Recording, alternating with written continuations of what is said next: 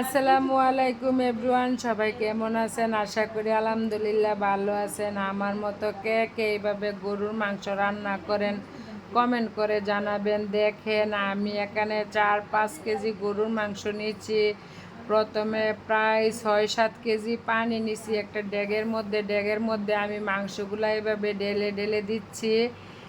তারপরে আমি এইটার মধ্যে হলুদ, আদা, রসুন এইভাবে দিয়ে বলক কোটাইয়া রাখবো। তারপরে মাংসর মধ্যে মশলা টশলা সব কিছু দিয়ে দিব। এবার আমার রান্না শুরুর পালা।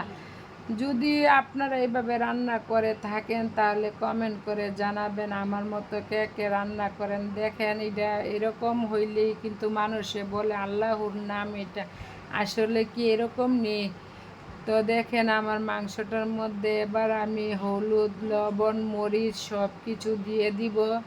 দেখতে থাকেন ভিডিওটাকে, কে এইভাবে রান্না করেন আর কে কোথায় থেকে আমার ভিডিও দেখেন কমেন্ট করে জানাবেন। প্রথমে আমি হলুদ দিয়ে দিছি, তারপরে আমি এবার আদা দিয়ে দিছি, তারপরে আমি রসুন দিয়ে দিব। এবার আমি লাইরা চাইরা এবার আমার রান্নাটা কমপ্লিট করব।